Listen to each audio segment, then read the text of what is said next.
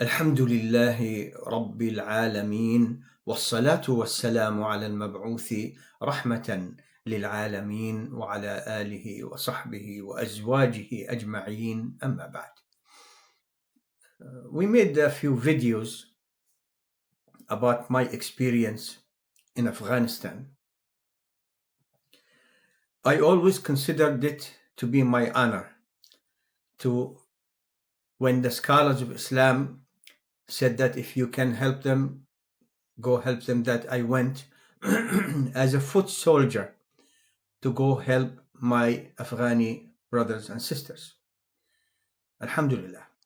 I mentioned before about the Ummah coming together and helping and supporting the Afghani brothers and sisters. I hope the Ummah wakes up again and remembers Al-Aqsa, Al-Quds, Palestine, Gaza, West Bank, the area that they call the area of 1948. But what can we say? So I spoke about one sheikh in particular, Sheikh Abdullah Azzam, rahimahullah, Palestinian. I met him in America before I went to Afghanistan, met him in Afghanistan, and didn't meet him after I left Afghanistan. I kept raising funds for the Mujahideen and sending the money to Abdullah Azzam in specific. Then when they started fighting each other, as I mentioned, the Afghani groups, I said it's not possible in a dream even that I would condone killing Muslims. I didn't come here for that. I came here to fight the communists, and I left them. Anyway, Abdullah Azzam, rahimahullah, I met him in America, and when I went to Pakistan and then to Afghanistan and back and forth, every time I went to Islamabad, Abdullah Azzam invited me to stay at his house. I saw this man dedicating his life to the jihad of the Afghani people. Before that, the Ummah, especially after the time of the Algerian revolution, the groups there were using Islamic slogans like jihad to fight the French who killed 1 million Algerians. The Ummah, it looks like, what can I say, was depressed. They thought that these things don't work anymore, the jihad slogans, the situation is so bad, we can't defend ourselves, we can't. But Abdullah Azzam, rahimahullah, was a man of jihad. He's a man who really rekindled the slogans of jihad in the Ummah during our time. I can't say about any other sheikh who did the same about jihad. He traveled the world, dedicated his time, raised funds for them, spoke, called people to come, and made even fatwa when he said that jihad in Afghanistan is fard ayn, necessary from everyone, which is not true. I always thought that he should concentrate on other issues, not on this issue. It's useless because it's not true. Let me tell you for 3 reasons now. Number 1, the ayat in the Quran and Sunnah do not lead to the necessity of fighting for everyone, of fighting in Afghanistan in specific. There are no ayat and ahadith that require from every individual Muslim to go fight in Afghanistan, otherwise they will be committing a major sin, maybe worse. Number 2, it's not possible to bring 2 billion Muslims to go fight in Afghanistan. There is no space. And if there is a way to bring 2 billion people, and my hand is falling off of the arms of the chair, what can I say? If there is a way to bring 2 billion people to fight in Afghanistan, the Muslims, the Russians would say, thank you very much. The Russian army was the largest army, the Soviet armed forces, the largest in the world, maybe in history. 5 million soldiers, 60,000 tanks. Allah knows how many rockets and big guns. And of course, you have thousands of jet fighters and 33,000 nuclear weapons, more than the rest of the world put together. It was the largest military power in the world. And so they would have said, oh, you brought all 2 billion Muslims here, I can finish them. Brezhnev would have said, oh, I can finish them now all, in Afghanistan, and we're done. So it's not possible, but rahimahullah, he was doing this for some reason, concentrating on it. But the fatwa that he took from Ibn Baz, Ibn Uthaymeen, Al-Albani, and other scholars were true. That if you can help them, then you should go. This is what I did. This man, Abdullah Azzam, was a mujahid from before. When Jordan was allowing the groups from Jordan to attack the Jewish army, settlers, the invaders, the criminals, those who came and killed Muslims, destroyed their farms, took over their homes and farms, the aggressors, they were allowing them to fight back. Abdullah Azzam was a mujahid. He was fighting against the Jews since then, a mujahid. So things were going to sleep. Then the Afghani Jihad came. And this man, it looks like it kindled the light of Jihad in his heart again. Wallah, I have never seen anyone more dedicated to the cause of Jihad, giving up his life, maybe hoping for the death that, inshallah, came to him. That is the Shahada. This man was incredible. And in doing that, so many Muslims again started feeling good about the Islamic slogans, about Jihad, about the ability to defend ourselves. Inshallah, to transfer to Palestine soon. But just in case somebody asks, he did his duty in Palestine, Sheikh Abdullah Azzam, until he was prevented from doing that. Anyway, so what he did, he brought these feelings again. The Ummah is coming together to fight the enemies, attacking Muslims and killing them. Slogans of Jihad, young people going from different areas of the world. In Pakistan, may Allah reward the leaders during that time. I don't care how some people are thinking about Diya al-Haq negatively. He had some negative things, but he opened the door for those who wanted to come for Jihad, including myself. I went through the airport, didn't smuggle myself, got visa, renewed my visa whenever I needed, and so many others came the same way. They allowed us in and out without any restrictions. May Allah reward them. Until a few years after that, they stopped. It was difficult. Anyway, so this man brought back these feelings among so many people, even those who are sitting at home, fighting, defending. Jihad again, people who were commoners like other Muslims, but the Afghani Ummah, it woke up. It woke up, and they had hundreds, maybe thousands of students of knowledge. So many of them studied in Medina, leading the Jihad. So those feelings that came back to so many among the Ummah, Sheikh Abdullah Azzam rahimahullah was instrumental in bringing all this back. So we have to thank people for the good they do. Even though I disagreed with him about so many issues. Remind you, I was very young then. and he was a sheikh already, PhD, studied Sharia, learned a good deal with Imam al-Albani, rahimahullah, as al-Albani mentioned in some of his lectures. And he was the most vocal supporter of the Afghanis.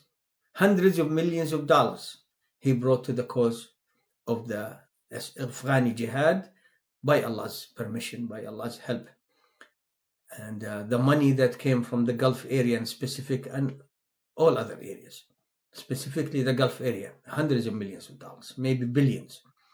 And they, mashallah, I was there in one masjid when they came and said, Ibn Baz said this, donate funds, and the people they came, donated, wallah, and donated. May Allah reward our scholars. They understood who the Afghani people were. They're commoners. We're having the ills that is found or are found throughout the Muslim world. But they knew their duty, their loyalty, that it's to Islam and Muslims. And so many among the Afghanis stopped many of the things that they used to do before. Anyway, I witnessed that conference for minor leaders, the junior leaders of different areas in Afghanistan, the fronts, where Abdullah Azzam, rahimahullah, taught them al-Aqidah al-Tahawiyya. I was there, and I said in the video before that some people stood up and were criticizing him, and the other leaders, major leaders, were sitting there next to Abdullah Azzam. One of them said to that guy, shut up and sit down. He's a scholar. So he did a lot of good. The feelings of doing jihad for the sake of Allah being felt by so many Muslims, Abdullah Azzam was instrumental in that. We should thank him. Don't think like what some people think, that Allah doesn't erase the good with the evil. He erases the evil with the good. And he had some issues, Abdullah Azzam. I'll talk about them inshallah in a minute. But the effect, the influence Abdullah Azzam had on the mentality of the Ummah was tremendous. And the main work was done by the Afghani Mujahideen. The main work. These are the people who gave up everything. So many of them. And they did it for Allah's sake. They woke up. Many of them were doing sins, and they woke up, they stopped it. They were doing it for Allah's sake. And one Salafi Sheikh told me that after studying, what was going on in Afghanistan, he said, we believe that the people of Afghanistan, they're doing jihad for the sake of Allah. Now, about Abdullah Azzam himself, rahimahullah. He was from the group Ikhwan al-Muslimin.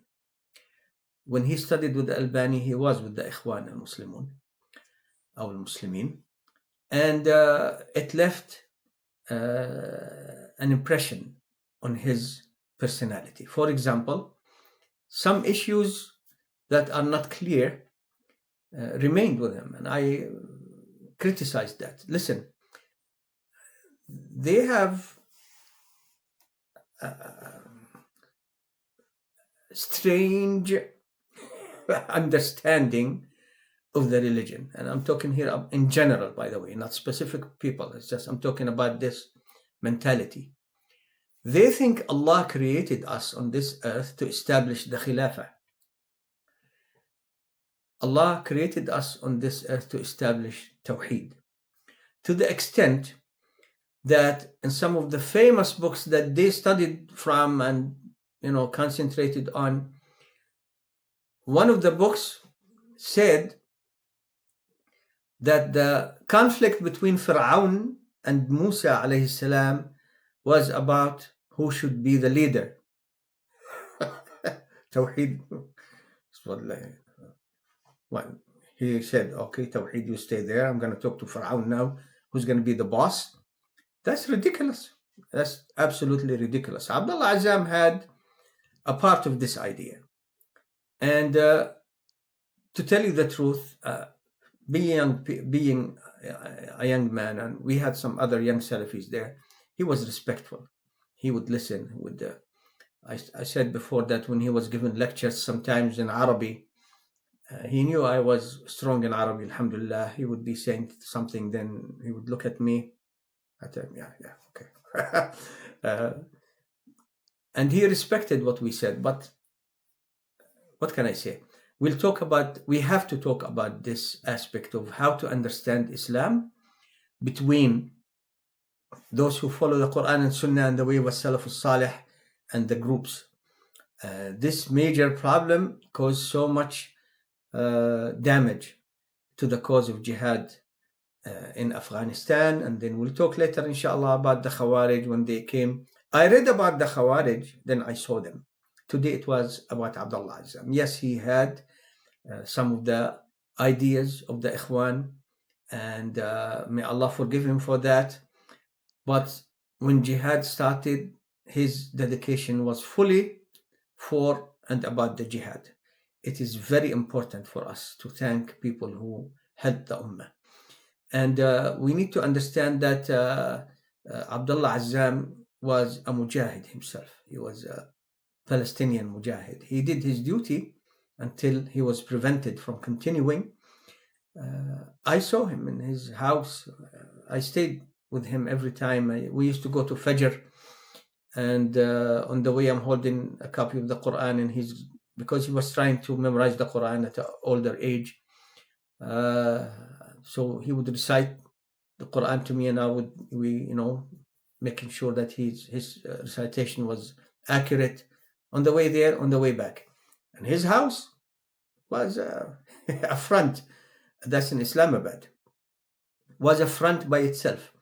The leaders from inside Afghanistan, minor leaders, junior, major leaders, big leaders, even individuals coming on a daily basis to his house.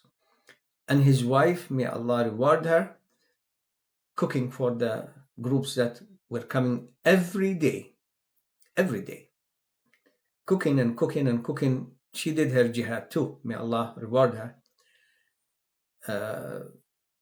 His whole life was dedicated to that. Now that's what he's living for. Alhamdulillah, even though he spread that fatwa about necessity of fighting for everybody, which wasn't accurate, but I have never seen somebody whose life was really changed, completely transformed into dedication for the jihad more than Sheikh Abdullah Azzam, rahimahullah. I ask Allah subhanahu wa ta'ala to give him the shahada he wanted, and he was killed, him and his son.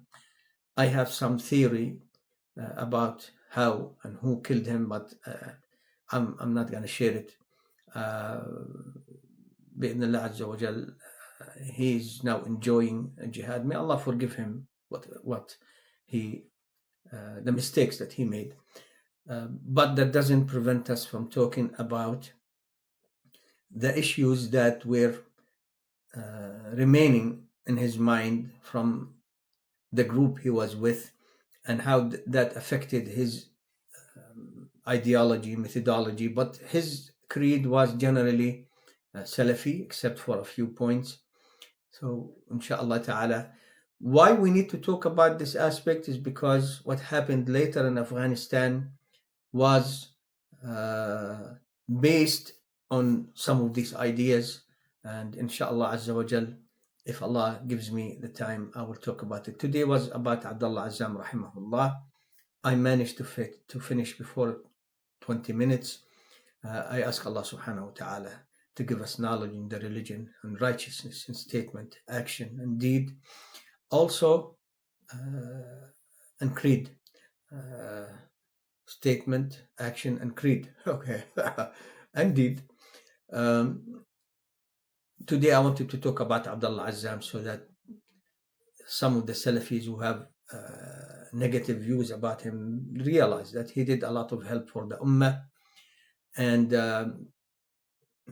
that some issues we need to talk about them. It doesn't matter how dear the person is to us, we need to talk about some of these issues to help the youth understand what happened and prepare for what may come. Allahumma musta'an. Alhamdulillahi Rabbil Alameen.